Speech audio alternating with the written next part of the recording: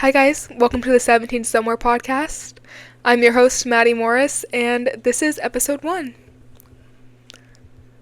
Hi guys, I'm Maddie. A little introduction about myself.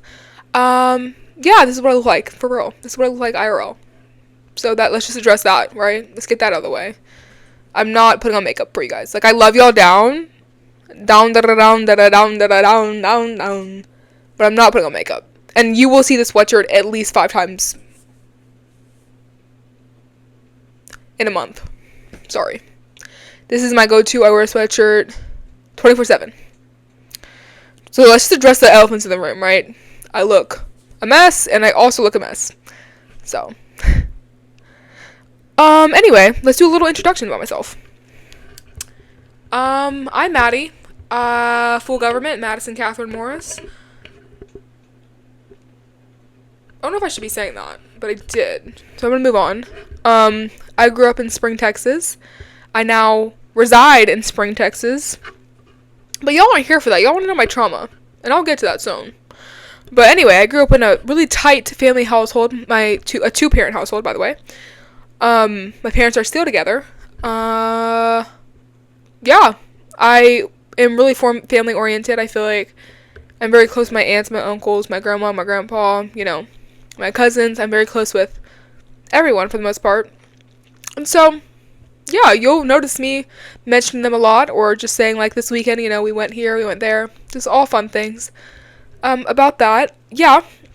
And then, another important thing is I moved schools when I was 13. I moved from a specific high school to another high school. They're 20 minutes apart. But I'm not going to mention the school I'm going to, or I plan on attending, or the school I'm at now, like I said.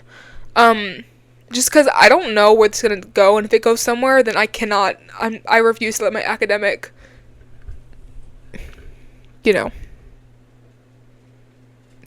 just refuse to, I'm not ruining my reputation on here, and I have a dirty mouth, so I don't know what I'm going to say. I would be scared if I was the university. Anyway, I don't know. I kind of, you guys will start to get to know me as these episodes go. Like, I just didn't want to have a list and, like, read it out to you guys. I just want to be myself. Like, this is just who I am, I guess I could talk about some of my interests, right? I just saw the Michael movie. Oh my god. Zord. Okay. Literally listen to me right now.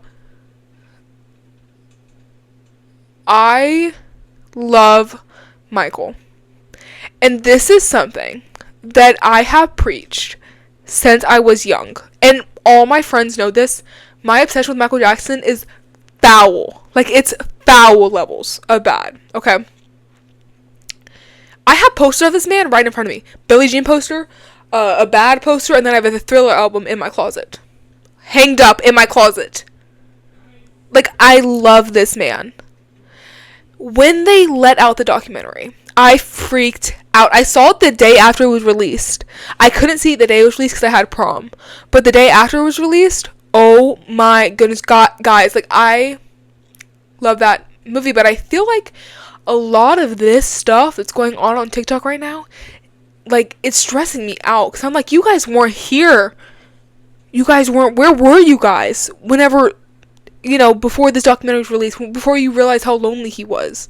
I have been an MJ stand since birth. Like, it's whatever now, because everyone needs to love him, and everyone should have loved him prior. I don't understand. That's irritating to me. But anyway, that Michael documentary was so good. Or biopic, sorry. And I think it showed the best parts of him. Like, I feel like that is what we needed to see. Because there is no bad part to Michael Jackson, Other than his utter,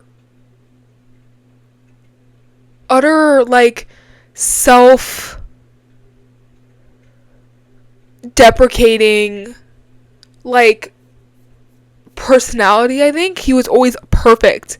I don't know a good word for that other than his utter punctuality with everything going on in his life. I think that was his only flaw, was him. His only flaw was his utter punctuality. Was the fact that he refused to have a flaw was his only flaw. And that's just, that's just true. And it happens. And everyone has those moments where it's like, you have flaws that you may not notice, but we see it kind of situation. And I want to get into that topic later. But anyway, for now, I digress. I always heard my English teacher saying that, and I just used it, and I was like, kind of felt smart. But anyway, his only flaw was trying to be perfect. His only flaw was trying not to have a flaw. And that is something that is so insanely, impressive. Although it led him into clearly bad circles and bad just, vibes, he did not stop. He worked on himself for his whole life up until, I believe in the biopic, they said when he was recording his Off the Wall album, after that, he was kind of like, okay, I'm getting the nose surgery. Got the nose surgery. Here on out, you can see him still tampering with it, clearly, by the way. Which is whatever. That's a grown man, by the way. He can do what he wants. I don't know. Y'all didn't seem to have an issue when Elvis was dating a minor. So, anyway. Michael's awesome. Love Michael. That was amazing. Jafar, nothing but round of applause for you, buddy. That was a crazy role to pull off, and you did it, and that is something that is super duper just insane. I love that for you. I love that for you.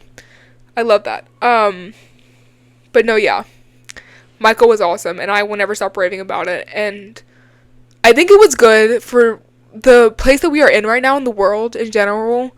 I feel like we're so separated right now, and that movie really brought us together. I genuinely have never seen us all agree on one thing before, whether, you're red, blue, black, white, doesn't matter. We all agreed that movie was insanely good, and Michael will be missed. And that is something that we all agree on. And that's that, And it's I saw a comment on TikTok one time where it was he is still working and he's dead.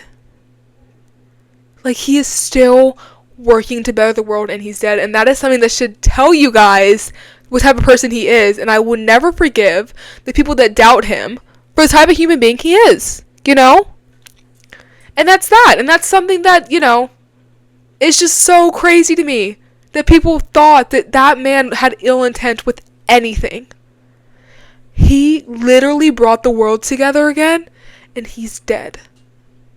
How insane is that? It's crazy. It's crazy. It's it's that kind of situation where you can't even sugarcoat how people treated him because it was so horrible, But now that you guys see what he's doing and he's not even here, should tell you the amount of impact he had on the world back then, It almost makes people question, and I have never believed that he was a pedophile, but listen, if you did, this should make you question what was going on back then. Because if he's doing this now and he's not even alive, imagine what he was doing then. He was alive. What did people see? And they were like, we need to take this man down. We don't like him. Da-da-da-da. Clearly not, genuine. Clearly not whatever. I don't know what it was. I'd love to know. So if you are someone who finds Michael Jackson like a pedophile, you need to let me know why. I would love to hear it. And it's not an aggressive attack. I'm not attacking you. I'm just asking. This looked aggressive. I'm not trying to be aggressive. This is just a very passionate subject to me. And a touchy subject. And I would just love to know. I'm very interested in why you think that he's a pedophile. Why do you think he wasn't genuine? I just want to know, and I want to know if you did your research. Because that's also very important. And seen. Right? That's crazy. Anyway. Let's get into self-growth. Like I said, I wanted to get into that topic. I don't have paper with me. I wish I did have a list of things I wanted to go through. But like I said, I'm kind of just freeballing. I'm trying to adjust this mic so I don't blow your guys' ears out. I just listened back and I'm obnoxious as hell, so hold on. Hopefully this is better. I'm gonna hold it at this angle so I'm not yelling like... Anyway, self-growth, yes. Give it to me. Give it to me. I think I've grown a lot as a person this past year, especially after I started my weight loss journey. I don't know if I definitely did not talk about that yet. I was talking about Michael Jackson this whole 10 minutes. Okay. Well, now you know. I started my weight loss journey in November. I have been nonstop. I've lost 40 pounds. Okay, hold on. I did lose 40 pounds and I gained like 6 pounds of it back because I was in a little bit of an eating disorder whenever I lost the 40 pounds, and then I ate back like 6 pounds. So just to be open and honest with you guys here, that's what's going on with me. So I'm at like 35 pounds. We'll say 35 pounds. Yeah, 35 pounds sounds about right. Honestly, it's been up and down. Motivation has been up and down, but I don't believe in motivation. I fully believe motivation is a myth. So that is something I am super, not dependent on, I would say. I believe in routine and consistency, and I believe I get up every single day and I work my ass off, and that's that, that's just something that's undeniable. That's like, what's the word? You can't doubt consistency. You can doubt motivation, but you can't doubt consistency, and that's kind of something I've learned recently. But yeah, so like I said, I've been in the weight loss journey since November, lost about 35 pounds. At the beginning of my weight loss journey, I would say I was an extremely lonely, like, just miserable, sad person, but I don't think I don't think you could ever read that on me, honestly. I feel like I did a pretty good job of masking it, just because I am so outgoing and so, personable, that I feel like I was very, like, as long as they're smiling, then that's okay with me. Like, when it came down to people being like, Maddie, you're not, like, you're being mean. Oh, I would get pissed. Because it was like, I feel like I was so dependent on other people for, like, years now in my life. I was so dependent on them to smile and them be okay that, like, whenever they weren't okay with me, that was, like, self-deprecating, and that would genuinely tear me up. Because I wasn't okay with myself, And I guess it's the first time I've ever really said that out loud. I've always knew it, but, like, now I'm saying it in words, it makes sense. I guess the feeling of wanting to please everyone is a feeling like no other. Like, you won't ever... Whenever I make someone laugh or I make someone smile, it's something that is so, just enjoyable and beautiful. But the moment someone turned around and told me, Maddie, you're being, like, really rude right now, or Maddie, you're being judgy, oh, I was not happy. I was not happy. I was like, never to someone's face would I ever look like that. Actually, I probably would. But, I would go home and I would cry. Because it's kind of like I was already a miserable person, now you're telling me I am? Because I feel like I gave so much to everyone. I give so much of myself to everyone, that, like, whenever they turn around and been like, Maddie, you're not being nice right now, I would be like, who the fuck are you talking to? Just like that kind of, like, very defensive about it. That's because I just wasn't happy with myself. I just wasn't. I never found myself. I didn't find myself until November. And that's just the unfortunate truth. And that's something I'm okay admitting. And I still don't know. I'm still finding out parts of me and who I am, but I'm positive about one thing, and that's the fact that I will give more of myself to others than I will of myself, than I will to myself, I mean. And while that's a good thing in a way, I'm also, like, since November, I've also gave a lot to myself as well. Like, I still am very personable, and I'm still very, like, I will adjust to your accommodations to make you happy, but I also want to let you know that I don't want this kind of thing, It is only at certain moments, though, I choose myself, but I will choose myself at the end of the day, and that's just how it is. I don't know, I feel like I'm being very confusing right now, and I feel like some people might not catch my flow, but, like, I'm trying my hardest, to make sense. I will make sense to someone out there, and I know I will. Anyway, since November, yeah, I found myself, started loving myself, and choosing myself, like I said. And it's been fun. I found a lot of things out. I found out that, I won't be chasing men anymore. That is a story for another day. Nothing happened. Nothing bad happened. Nothing like, I was never talking to someone. I was never interested in anyone, pretty much, for the most part, since November. I mean, there's been one guy that's coming in and out of the conversation, but, like, it's nothing serious. I deleted Snap. I'm not really talking to anyone. I'm not texting any guys. I'm not really reaching out to anybody unless they reach out to me first. The only people I reach out to are my close, like, really close immediate friends and the people I see at school. And I reach out to them at school. I don't really reach out to them outside of school unless they reach out to me first. I've just been, like, it's been very much Maddie-verse kind of vibes everywhere. Which is cool. And I like that. And I'm here for it. But I also do have my moments where I'm like, okay, you want to make these people happy, so do it. But I don't have those moments as much as I used to. Anyway, self-growth, yeah. So, like I said, weight loss journey. Oh,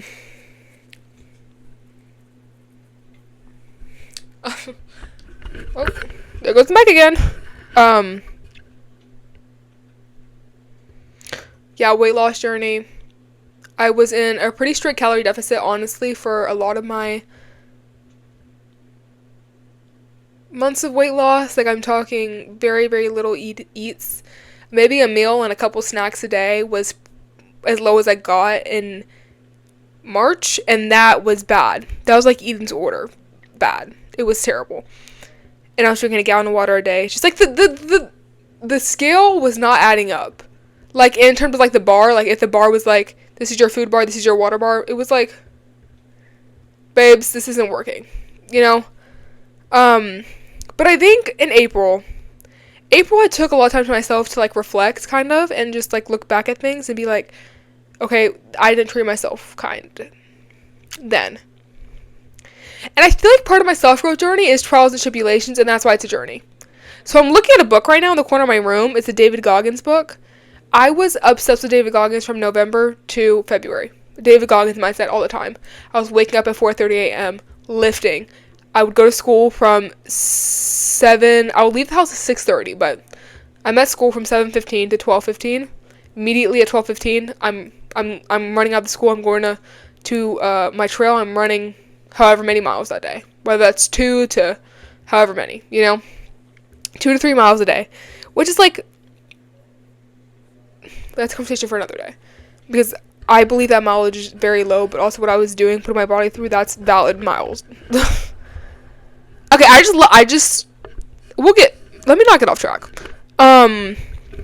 Anyway, yeah, 2 to 3 miles a day. I'm talking, like, I was pushing my ass, like, I was working my ass off, but I was not giving back into myself in terms of rest days, eating, the fatigue was bad, sleep was off, just a whole lot of things were going on, and I was not respecting myself, and so I had to look at things from a different angle.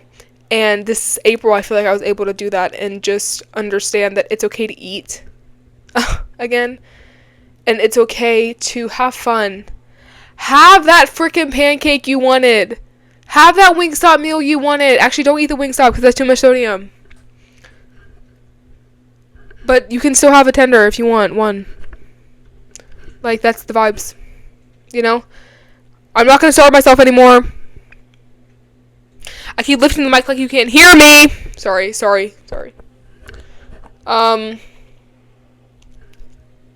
Yeah, so I guess that's me, right? That's me. That's Maddie. Self-growth. Yay.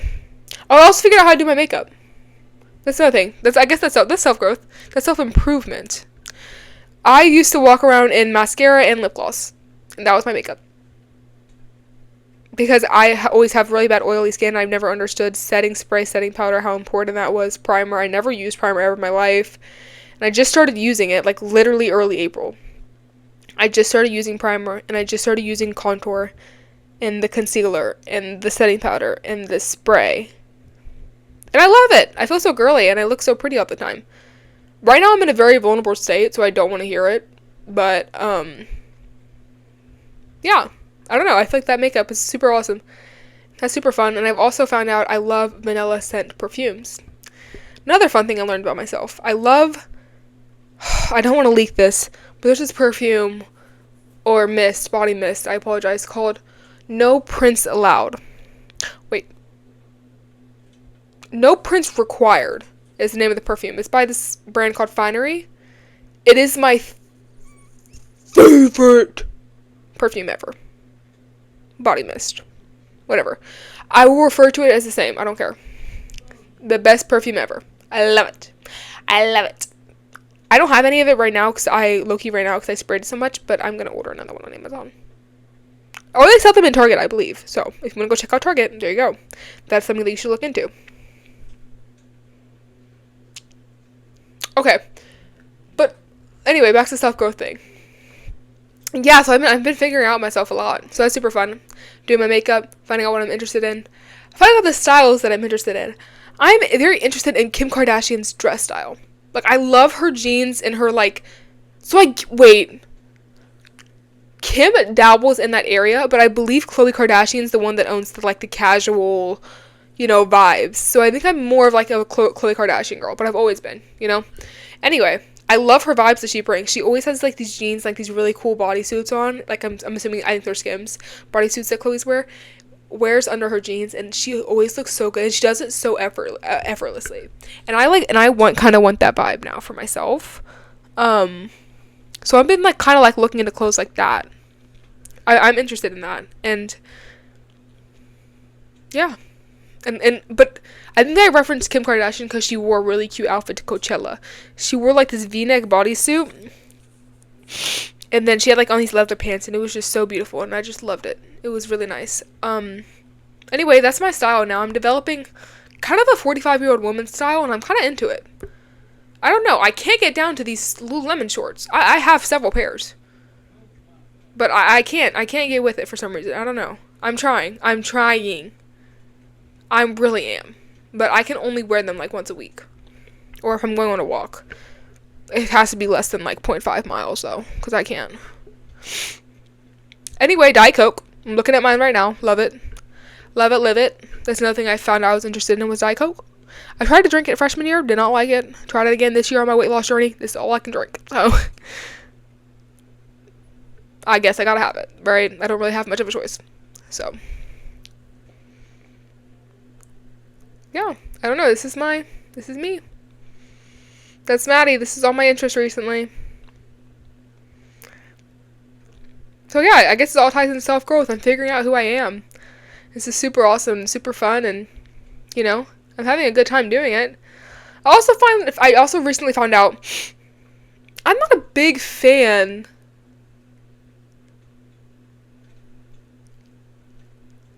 of A&P anymore. So if anyone does not know who A&P is, it stands for Any Means Possible. It's a YouTube channel. It has Agent Chris, Duke, Kai, Sinat, and Davis. Okay, y'all know who these people are if I show y'all a picture. I just feel like the vibes aren't there anymore. Something happened. And I think it might be the fact that Kai quit streaming. It kind of threw the whole equilibrium off. And so now everyone's not the group, but the audience. In a way, we're all excited. They're we know what we really want to see here. No, I love watching their videos. My favorite character. No, he literally is a persona, though. My favorite person in A&P is I'm Davis. That's his user tag. I love him. I love him so much. I think he's the funniest. I think he's genuinely funny. I'm Davis. I watch funny I'm Davis clips, every single day. I love him. But that's something that has lost my interest recently. I haven't been too into it. But I guess I could tell you guys my inspirations for these podcasts. A lot of my inspirations, the podcasts I do watch, are unsupervised. That is Teresa Plazos and Sydney Colson, which are two WNBA players. They're so funny, and I love their vibe and their dynamic. It's awesome. And then another one of my inspires. Whenever I'm ready to speak and pronounce a word correctly, I'll come back to you guys. I'm just kidding. Another one of my inspos is Brittany Broski. The Broski Report, love her down. And then the Basement Yard. Those two guys are two men that I think, you know, you can have a mic. You can dabble in the mic area. Like, I'm gonna toss you a mic, so this is the mic. Here. You know? Like, I'm gonna give you the tiniest mic, but you can have a mic. Because you're funny. And you're not an asshole. So, that's how I feel about them. Take mics away from men and give them to me, but I will give them to,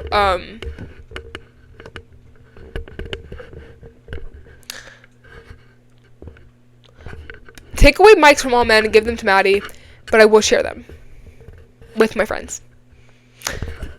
Okay. That's my interest. That's my self-growth topic. And I think that's all I'm going to do today. I'm super excited about how this pod is going to turn out. I'm really grateful for you guys. Thank you guys so much for coming along the way. And this is my first episode.